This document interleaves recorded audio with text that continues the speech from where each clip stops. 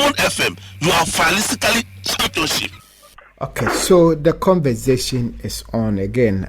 This morning we started it with the former Defense and Interior Minister Mark Oyongo on Bawku and its related matters.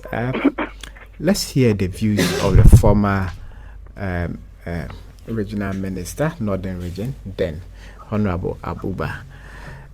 What he also makes out of Bawku. Honorable, good morning. Good morning. The great governor of the great airwaves of Diamond. You are the greatest. Thank you. Good morning once again. I'm sure you are also following keenly Bawku and its related issues. What do you have to share with us? Yes, I speak on this matter, Governor, on the basis of being a Ghanaian. I speak on this matter on the basis of being somebody who has been involved in development work, not only in Ghana, but in some other parts of Africa. And then if you view the situation of Bawku from the lens of a person who is a development practitioner, you just have no option but to be very, very, very sad about the processes that are ongoing. And the situation of Bawku, in my opinion, is not an isolated, unfortunate case, but we have so many of similar dimensions and similar ones that are generating in other parts of Ghana. And yet, as a country, the approach we use in trying to deal with these issues is the same almost everywhere. And the results we get is bad and terrible, and yet we do not learn lessons on how to proceed on such issues. Why do I say this?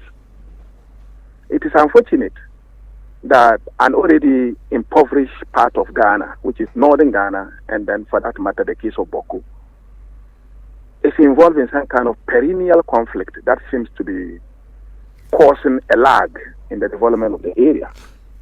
And yet our approach to dealing with such situations seems not to be causing any proper solution to the problem.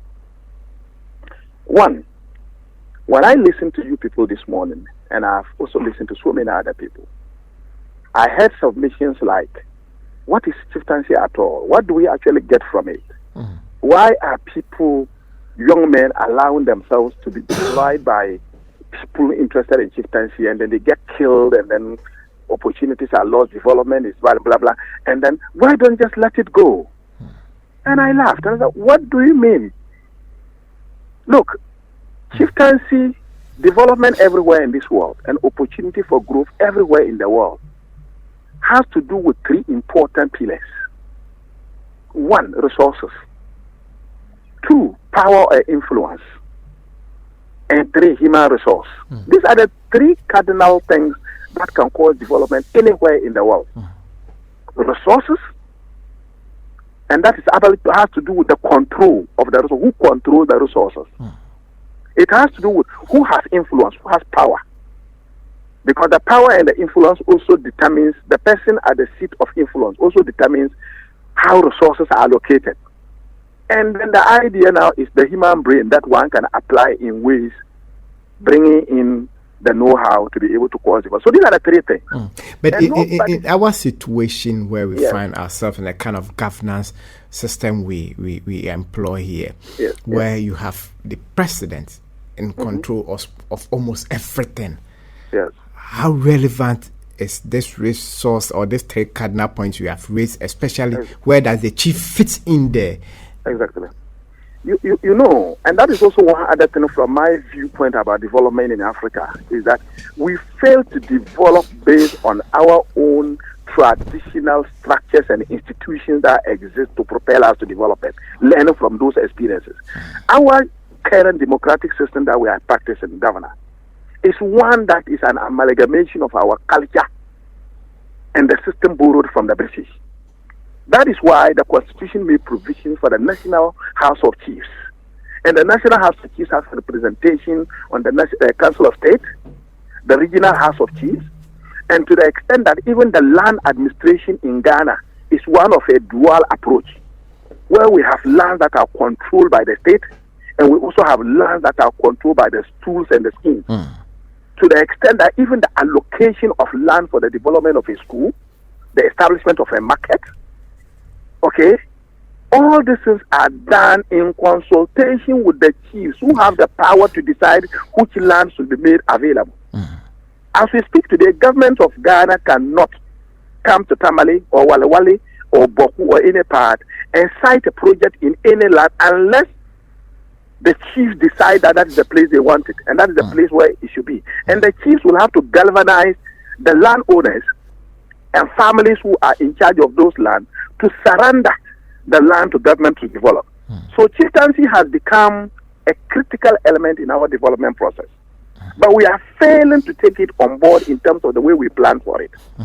I want to narrow it down to the issue of resource. Look, is there any day that any president or any person with power in the world can go to Bawku without visiting who the chief is? Resources are given out. Decisions are made with their opinion. And people close to them get the opportunity to access those opportunities. So chieftaincy is not just an institution that has outlived its usefulness, but it has become an instrument of mobilization of resources and development. It's just that we as a nation seem to keep it at the margins, and we don't try to exploit the power in it. Now, if I have to come back to the issue, so I just want to say that when I listen to people say, what is in chieftaincy at all, in Bawku, what is there for a chief, there's a lot. It's just that you, the one saying it, is sitting at the wrong angle, and therefore you don't see what is there. The people involved know what is involved. The young men who are dying in support of one section know very well that when that person is in that seat as a chief, I get some power and influence to decide what happens. At least I can give a simple example. That when they are going to allocate, when government establishes market stores at the market center and has to allocate them to business people, nobody can convince me that a chief of that community will not be able to at least secure 1 or 2 or 3 for people he wants to have them. These are the things that motivate the young men to join the fight. And now, let's look at Bawku. Who is the chief in Bawku has a lot to do with who has access to land to farm. Okay. When the Mamprises used to be chiefs in Bawku, they had control over certain land farms and certain people were farming. Now that today, that the chieftaincy is out of their hands, and somebody else is the chief and acting and having the power to decide, lands are being seized from certain families and given to some other families. Okay. So there's livelihood issue involved in it, and it's not that simple. And my conclusion on that is to advise all of us and to speak to any other person who has influence and listening, that we should not think that we can wish away the conflict, that it is not good and therefore it should vanish one particular night. It has to take purposeful planning, purposeful action, mediation, conflict resolution, and I just want to come to that one. My brother, chieftaincy, in my opinion, chieftaincy conflict, in my opinion, is the easiest to solve. Why would you say so? Yes, and we have these issues decades. That's what I'm coming to, and I'm going to draw the attention of the mistake of the nation on that. Chieftaincy issue is one of the easiest to solve if you approach it from the perspective of conflict resolution rather than conflict management. All these things that have happened over the years, Dagbang, Nanum, Bawku, wherever, it has always been because the approach of leadership to us is about management. Let's get the people to put down their guns. Let's put soldiers there for the people to fear and go and sleep. And the people go to bed dissatisfied. In organizational development, when we are training, there is something we talk about, bringing closure to emotions. When you are facilitating a workshop and you are talking, you are discussing a topic, and people are still raising their hands, you don't stop it because there is no closure. You ask questions, people answer until you have just nobody talking again. It's okay, no issues. So you can say let's put it means that everybody the issues are settled and there's closure. But the moment there are 100 hands up to talk, is there's no time. Can we close and move on? You've not done justice to that process. So my idea is that chieftaincy is the easiest approach to solve. But the popular adage that a stitch in time saves 9 is very relevant in this process. My father's name is Abdallah. I really don't want to call that Abdallah because that's my father's name. The basic questions to ask when you are trying to resolve chieftaincy issue. because it is hereditary. Hereditary, right? Who was your father? And which father or your uncle became a chief? A chief, yeah. And then if no, your grandfather. Which gate do you belong to? How did the chieftaincy start? Who was the first chief? Followed by who? And what happened? These questions, when you ask them at the right time, immediately that the conflict emerges. Is that why you look at the southern sector, Yes. especially the Asante Kingdom? Yes.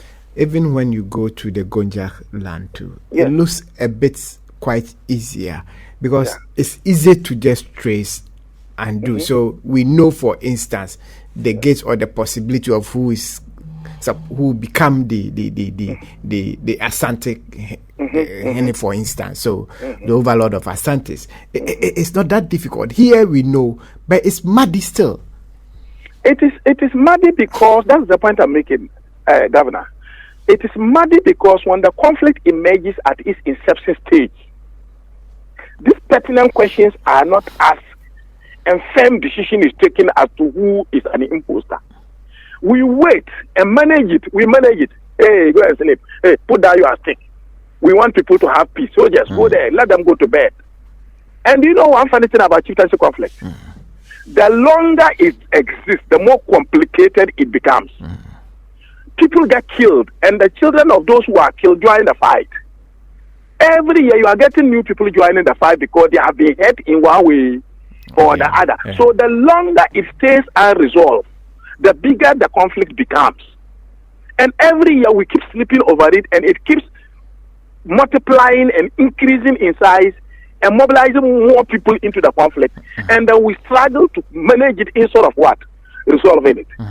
And I just want to draw the attention of that man and the authorities that are listening to me this morning to the issue of Nanton.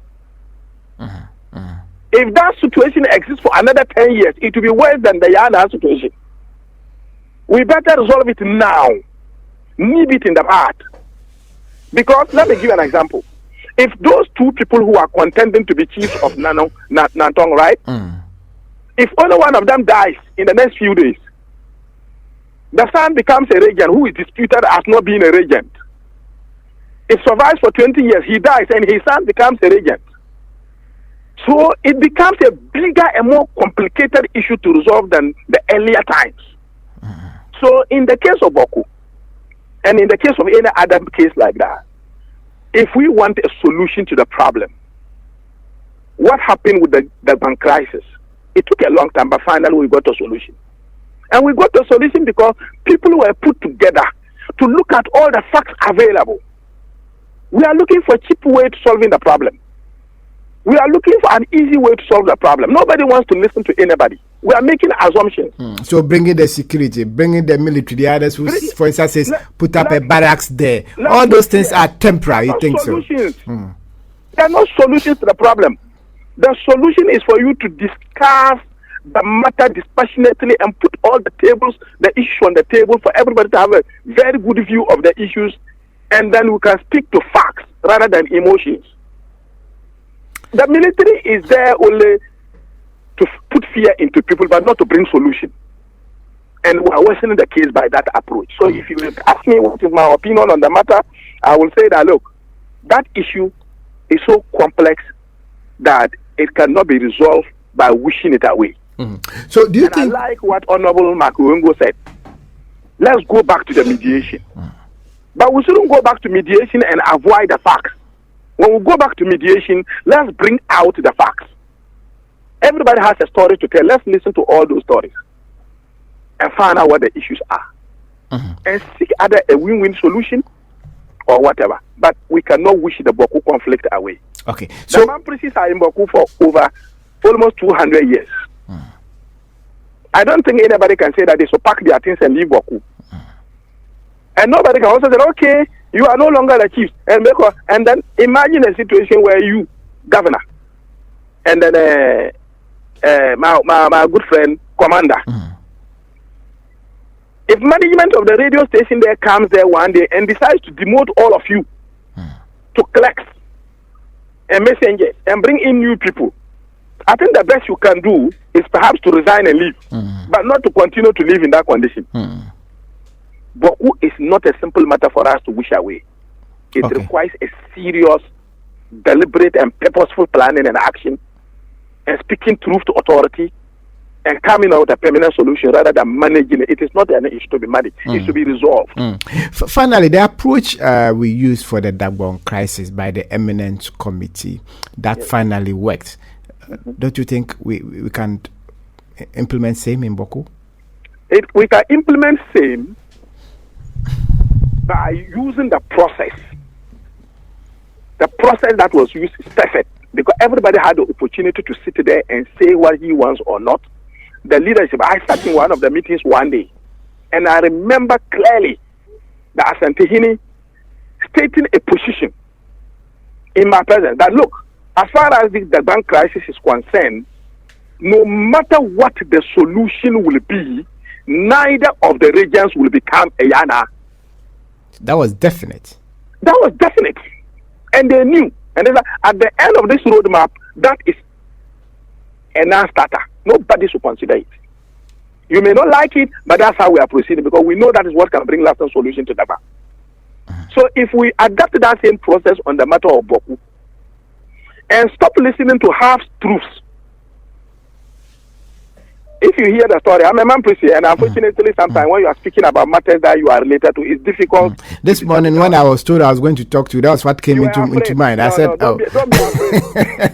Don't be afraid. I'm speaking as a development practitioner. Yes, that's what you've actually shown now. Yes. So the fact of the matter, if you go to Bawku, the Kusasis have their story as to why they think they are in control and they should have control. The Mamprises have their story. As we speak now, whose story is being implemented? Whose story is being heard? I can hear stories like, okay, Mamprises were imposed on the place by the colonial administration. Then the Mamprises generate a list of chiefs to let you know that there were chiefs in Bawku who were Mamprises long before the arrival of the colonial regime. And that brings us to another important question in Africa. Abdallah, my father, when do we stop in history? Gonjas came and captured this piece of land, and then later the Gombes came and captured the Gonjas, and then subsequently the Gombes came back and captured the Gonjas. So if you are going to talk about the ownership of such a land, where do you start from the history? Where do you cut off? Where would be the cut-off point? Because at any point in time when you do a cut-off, you are going to cut off some people. Yes. Unjustly. So Bawku requires a holistic approach. Military and soldiers cannot solve that problem. Wow. Honorable Abuba, we are grateful for your time this morning. I'm very grateful for your audience and thank you so very much for the opportunity. Interesting views this morning on Bawku. A lot of you guys today have not even been to Bawku before. They shows you've not been there before. I don't know. Yeah, on several occasions. Because of Guinea fowl. Why the because of